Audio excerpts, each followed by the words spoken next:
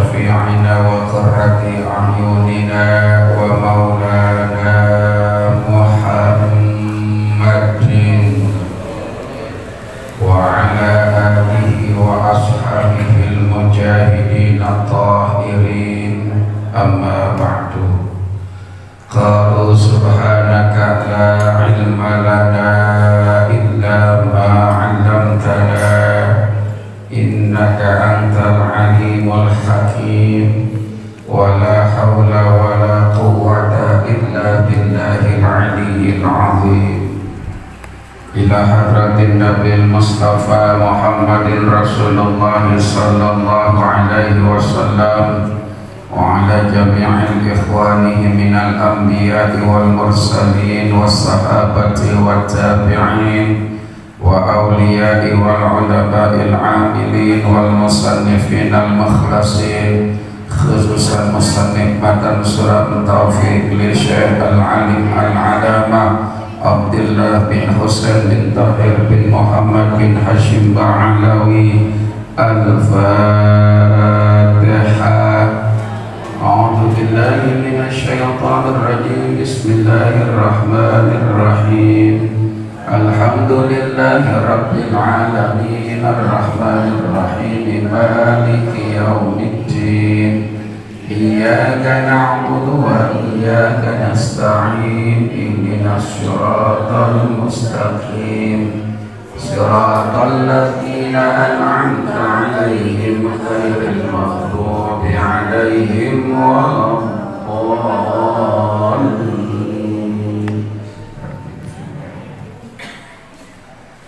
Puji syukur kita panjatkan kehadirat Allah. Salawat salam semoga selalu tercurah kepada baginda Rasul Nabi besar Muhammad sallallahu alaihi wasallam. Coba yang belakang maju sedikit, maju di kakaknya. Kita lanjutkan ta'lim kita ulangan setiap malam Kamis yang pertama. Malam Kamis yang pertama pada pelajaran kitab Sulam Taufik ya. Jadi kitab yang kita pelajari namanya kitab Sulam Taufik matanya. Sebenarnya mah kitabnya segede gini nih. Ini syarat Sulam Taufik namanya segede gini. Cuma kalau kita ambil yang tebal-tebal, yang kecil-kecil tambah gak kelihatan. Jadi kata Rasul yasiru wala tu'asiru wasyiru wala tunafiru. Apa-apa kepada orang itu yasiru, kasih gampang, gampangin aja ya. Orang pengen ini itu kalau kita mampu gampangin aja, jangan dipersulit, jangan dipersusah ya. Jadi orang ngaji itu dikasih kabar gembira. Kalau perlu orang datang ngaji kita puji, karena orang yang datang ngaji diiringi oleh para malaikat mengepakkan membentangkan sayapnya di talabil ilmi buat orang yang mau nuntut ilmu. Makanya orang ngaji disenengin orang ngaji itu ya. Orang mau taklim dikasih kabar gembira, alhamdulillah lu mau ngaji, ya Allah cakap amat lu ngaji itu. Jangan ditakut-takutin. Orang baru ngaji sekali, baru masuk ngaji yang benar, ngaji kagak lu ya, kagak ngaji jadinya dah ya gitu. Orang kadang-kadang kita rayu-rayu juga susah banget ngajinya. Remaja ada 3.000 di kampung kita, jadi rayu-rayu tetap aja 3 comot yang nyampe, apalagi diomelin. Baik, kita lanjutkan pembahasan kita. Sebelum kita lanjutkan, kita menjawab pertanyaan yang masuk ya. Pertanyaan yang masuknya pertanyaan ini 2 hari yang lalu, tapi mungkin HP-nya itu pakai timer, jadi 1x24 jam langsung hilang chattingnya ya. Tapi saya sudah bisa ambil poinnya waktu itu saya baca tengah malam. Dari jamaah kita yang membicarakan tentang sholat sunnah rawatib ya, sholat sunnah Apa sholat sunnah rawatib itu? Apa? Sholat sunnah yang mengikuti sholat fardu, sholat wajib. Jadi sholat sunnah yang mengikuti atau mengiringi sholat fardu disebut dengan sholat rawatib. Ya. Pertanyaannya, ada jenis atau macam sholat rawatib yang tersebut ada ba'diyah, ada qabliyah, kan gitu ya? Ada qabliyah, ada ba'diyah. Di dalam sholat asar dan sholat subuh ada qabliyah, tidak ada ba'diyah. Bagaimana tata cara sholatnya atau tata cara niatnya? Sementara ada qabliyah tapi nggak ada ba'diyah. Padahal qabliyah dan ba'diyah itu pasangannya, ya. Itu pertanyaan dari salah satu jamaah kita. Jadi sholat sunnah yang mengikuti sholat wajib, ya, atau sholat sunnah rawatib, kita bahas ada berapa? Masih ingat? Ada berapa? Bu, sholat sunnah qabliyah atau ba'diyah yang mengiringi sholat fardu ada 4. Berapa? Masih ingat? Ada 17. Ayo kita hitung bareng-bareng. Qabliyah zuhur dan juga duha. Qabliyah zuhur ada berapa? 4. Qabliyah asar ada 2. Berapa? 6. Kemudian maghrib, ba'diyah maghrib, nggak ada qabliyah maghrib. Ini kita bicara rawatib, bukan bicara yang kita kerjakan, bukan. Kemudian isya, qabliyah isya ada 2, ba'diyah isya ada berapa? Jadi sholat sunnah yang mengiringi sholat wajib, satu kaul ada yang bilang 15, kaul lain mengatakan 17. Ya. Jadi intinya qabliyah zuhur ada 4, ba'diyah zuhur ada 6. Tuh. Qabliyah asar ada yang mengatakan 4, ada yang mengatakan 2. Kita ambillah misalkan 4, jadi berapa? 10. Ba'diyah maghrib ada 12, ya kan ya. Kemudian qabliyah isya ada 2, berapa jadinya? 14. Kemudian ba'diyah isya ada 3 dengan witir 1 rakaat. Jadi jumlahnya berapa? 17. Kemudian ya, kita ulang lagi itu, kita ulang lagi. Pertanyaannya, ya, ini.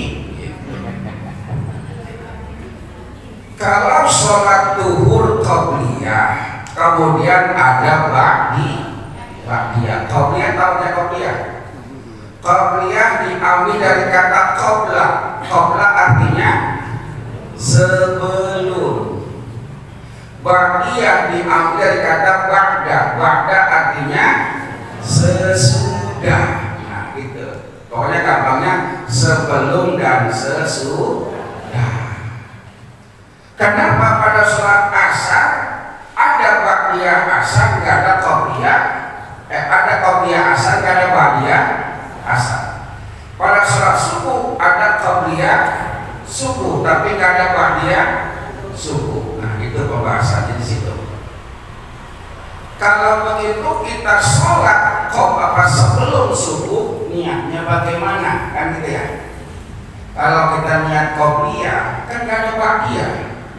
Jadi begini, sholat sunnah rawatib, qabliyah tidak memerlukan ba'diyah, ba'diyah tidak memerlukan qabliyah, tapi itulah sholat yang diajarkan oleh Rasul. Jadi tanpa ada ba'diyah pun tetap qobliyah kalau dilaksanakan sebelum sholat fardu, namanya qobli. Nah sekarang subuh, ada nggak qobliyah subuh? Ada nggak? Berarti nggak sepasang. Lalu niatnya bagaimana? Tetap niatnya qobliyah subuh. Loh, kan ada qobliyah, kok nggak ada ba'diyah? Emang kagak ada. Jadi saya ulangi, disebut qobliyah karena sebelum sholat wajib. Jadi niatnya usolli sunnatan qobliyah subuh rakaat ini. Ya boleh pakai adaan lillahi ta'ala, boleh, atau usolli sunnatan subhi qobliyah juga bisa. Intinya tetap sama seperti niat qobliyah yang lain, walaupun tidak ada ba'diyah. Jadi walaupun nggak ada ba'diyah tetap qobliyah. Seperti maghrib. Maghrib itu dalam semua kitab tidak dicantumkan qobliyah maghrib. Dan sering saya bilang, pernah nggak kita jalan di satu daerah, sholat maghrib habis adzan langsung qomat? Pernah nggak? Pernah nggak ngalamin begitu? Pernah kan? Apa salah? Nggak salah, memang ada dasarnya. Tapi dasar kita itu qobliyah itu pernah dilaksanakan walaupun tidak terus menerus. Maka ada mu'akkadah, ada ghairu mu'akkadah. Allahumma shalli ala Muhammad. Bagaimana kalau sholat qobliyah subuh ketinggalan? Nih ada lagi nih. Dia nyampe masuk masjid udah qomat.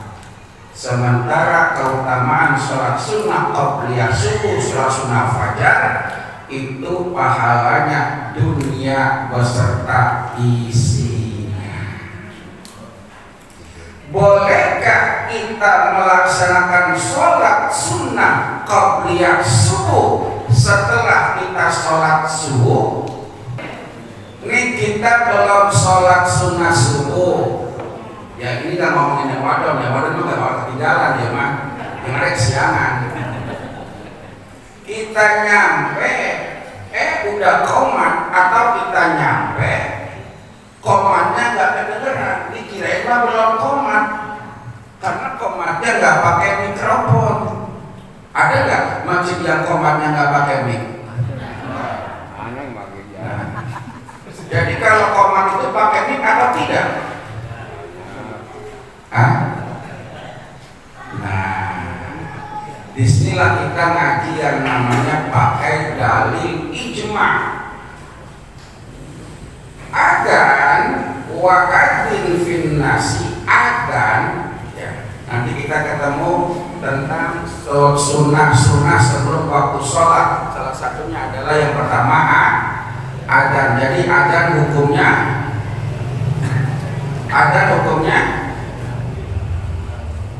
bantu dong kalau saya nanya. Takut salah Ustaz. Biarin orang ngaji masalahnya aja cakep. Takut salah Ustaz, ntar keluar diomelin lu gak salah lagi. Gak apa-apa ya. Jadi begini, azin artinya apa? Mudhu da'ayat seruan, memanggil orang untuk sholat. Azin itu menyeru. Kita tahu kata dasarnya, ntar tahu maksud dan tujuannya. Kemudian iqamah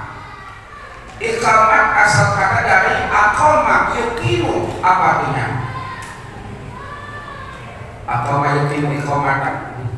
Qama yaqumu artinya berdiri. Kira-kira kebayang belum?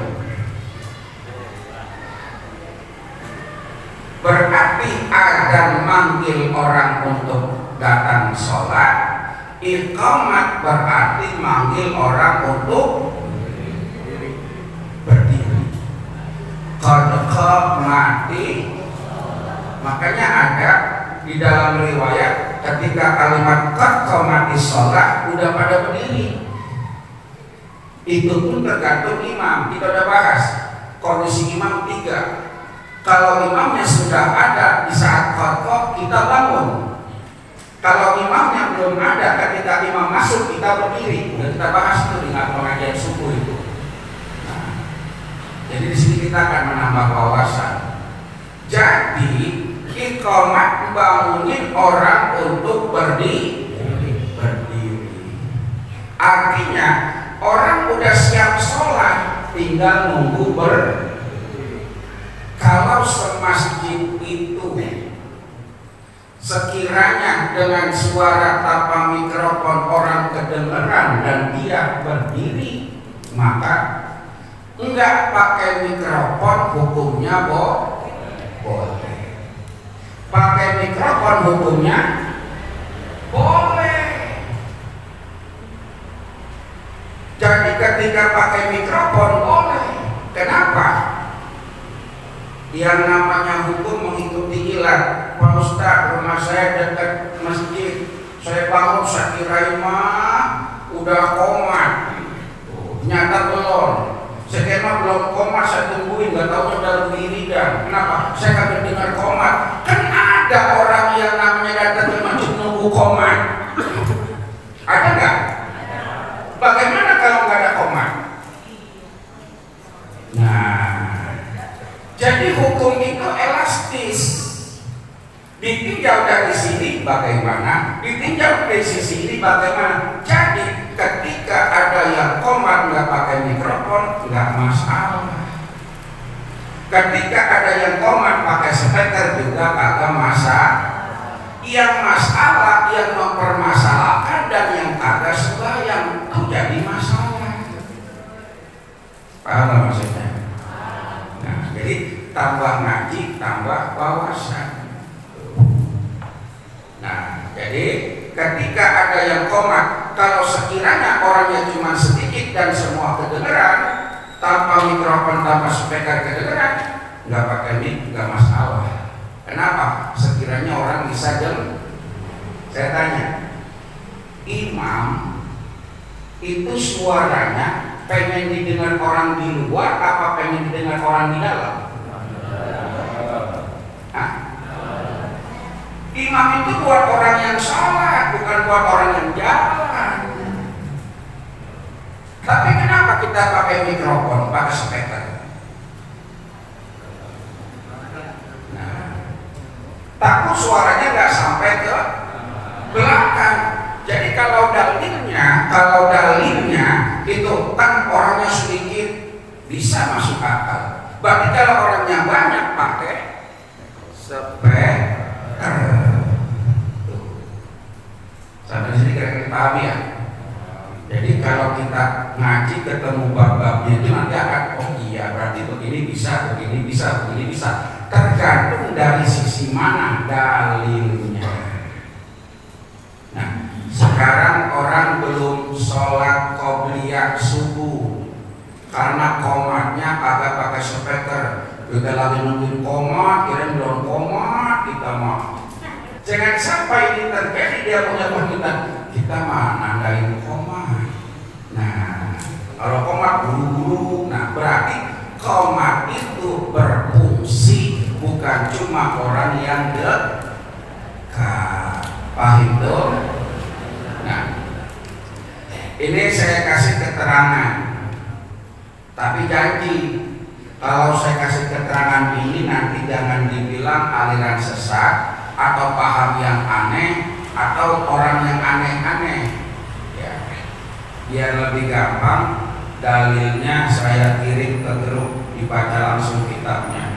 Diambil dari kitab Fathul Mu'in, dibaca yang sampingnya Fathul Mu'in. Syaratnya ini kitab I'anatul Talibin pada juz pertama halaman 248 ya. Ada tanbihun, ada nggak itu tanbihun? Tanbihun yasusu takhirur rawatibit qabliyati anil fardi wa takunu adaan wa qad yusanu ka'anna hadra wa salatu taqama aw qariban iqamatahu bihaitsu la istadalla biha ya juzu. Apa nih ya juzu? Jaza ya juzu artinya boleh. Saya bacakan kitab, bukan ngajarin. Berarti kalau ada orang yang seperti itu, berarti dia punya dasarnya. Ya, maka saya berusaha setiap menjawab pakai dasar, biar nggak terkesan itu masih bisa dihargai. Dan gitu ya, berarti kan bisa dilacak literaturnya. Dia susu takhirur rawatib, boleh mengakhirkan sholat sunnah rawatib. Itu rawatib apa tadi? Sholat sunnah yang mengikuti sholat wajib. Yang dibahas adalah sholat apa? Ba'diyah qobliyah subuh. Boleh mengakhirkan sholat sunnah rawatib qobliyah, sholat sunnah qobliyah anil fardi, daripada sholat wajib. Paham gak maksudnya? Boleh mengakhirkan sholat sunnah qobliyah setelah sholat wajib. Maksudnya paham? Jadi sholat sunnah qobliyah subuh pahalanya gede. Dia nyampe udah komat, keburu nggak sholat sunnah qobliyah? Nggak keburu, langsung ikut sholat subuh. Setelah sholat subuh dia laksanakan sholat sunnah qobliyah subuh. Boleh nggak yang kayak begitu? Boleh nggak? Ini apa? Udah baca kitabnya itu. Hukumnya boleh. Kita ngomong boleh, bukannya ngomong sunnah apa segala macam, boleh. Jadi kalau ngomong fikih itu hati-hati. Makruh belum tentu haram, boleh belum tentu sunnah. Maka kalau kita berusaha menjawab dengan fikih harus jelas. Emang apa begitu? Kagak boleh itu. Tidak ada bahasa fikih tidak boleh. Kalau tidak boleh berarti hukumnya apa? Kalau nggak boleh berarti hukumnya haram. Jadi hati-hati ketika kita di masyarakat, apalagi orang awam, hati-hati. Jadi bagaimana kalau begini kita angkat tangan? Kagak boleh memakai tangan, kagak boleh Jakarta. Kagak boleh berarti haram. Jadi hukum fikih cuma ada berapa? Hukum fikih ada berapa? 5. Pertama wajib, yang kedua sunnah, yang ketiga makruh, yang keempat mubah, yang kelima haram. Udah itu. Sekarang ada perbuatan. Ada orang adzan dikubur ketika orang itu nguburin. Boleh nggak orang adzan dikubur? Kagak boleh. Boleh. Tapi tahu ya. Masa orang adzan dikubur? Kagak boleh orang ziarah dikubur. Kagak boleh. Jadi begini maksudnya nih, ada orang adzan dikubur, maksudnya di kuburan, mengiringi pemakaman. Kata dia, bagaimana orang itu adzan? Ya, nggak usah deh, nggak usah deh. Kalimat nggak usah berarti apa? Bukan menunjukkan haram. Tahu nggak artinya haram? Di dosa. Ditinggalkan berapa? Berarti kalau ada orang adzan mengiringi orang yang masuk makam, dosa dong. Ini bakso masail. Jadi kalau di Lerboyo, di Tebu Ireng, di Pelosok, di daerah Sidosermo, kalau bakso masail, ini seinian aja nih, sebaris doang. Itu dari mulai jam 8 atau jam 1. Kuali semua super kuali, nah jadi kita kembali lagi, ketika ada orang melakukan sesuatu yang hukumnya boleh, maka jangan kita melarang dengan mengatakan haram. Nah, jadi gimana? Boleh begini, boleh begitu. Paham dong? Saya ulangi yang ini. Ya justru boleh mengakhirkan. Ingat kalimatnya, bukan sengaja datang bentar doang qobliyah subuhnya habis sholat subuh. Bukan. Dia datang udah ketinggalan. Bahkan udah baca Fatihah. Tapi kan, nah, dalilnya mana? Ini dibaca sekali. Ada syaratnya di dalamnya. Ditambah lagi, ingat kan waktu sholat subuh? Udah belajar belum? Awqatis sholat, waktu-waktu sholat. Sholat subuh mulai terbit fajar sampai terbit nggak apa-apa waktu subuh dah. Sekarang kalau sudah sholat subuh, selesai sholat subuh nih, kira-kira udah subuh belum? Berarti waktu subuh masih ada nggak? Berarti kalau waktu subuh masih ada, qobliyah subuh masih boleh belum? Karena belum. Nah, itu namanya pakai qiyas. Sama orang ada ketika ada orang yang meninggal di kuburan, itu pakai qiyas. Ketika lahir diadamin, kenapa? Pindah alam dari alam rahim ke alam dunia, diadamin. Ketika mati juga diadamin, kenapa? Pindah alam dari alam dunia ke alam barzah. Itu namanya qiyas. Sumber hukum ada 4. Pertama Al-Quran, yang kedua hadis, yang ketiga ijma, yang keempat qiyas. Dan Ustaz Abu Somad sudah bilang, nanti kalau saya mati nggak usah diadankan, tapi saya nggak melarang orang-orang yang mengadankan orang yang meninggal dunia. Tuh. Jadi hukum itu fleksibel. Makanya kalau kita ngaji fikih, kenapa sih balik lagi kita di Al-Muluk ngaji bab sholat, di sini hari malam Selasa ngaji bab sholat gitu ya? Malam Kamis ngaji bab sholat lagi, Jumat subuh ngaji bab sholat lagi. Orang ngaji bolak-balik aja masih lupa, apalagi sekali-kali. Astagfirullahaladzim, astagfirullahaladzim, astagfirullahaladzim,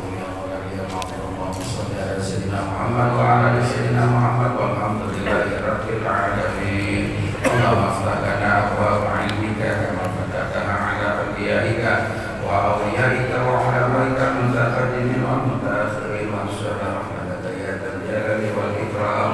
Allahumma ij'alna wa awladana min ahli al-'ilmi wa ahli al-khair wa la taj'alna waliyan min ahli syarri wal khair. Rabbana atina fid dunya hasanah wa fil akhirati hasanah wa qina adzabannar. Wa sallallahu ala sayyidina Muhammadin walhamdulillahi rabbil alamin. Subhanakallahumma wa bihamdika asyhadu an la ilaha illa anta astaghfiruka wa atubu ilaik. Assalamualaikum warahmatullahi wabarakatuh.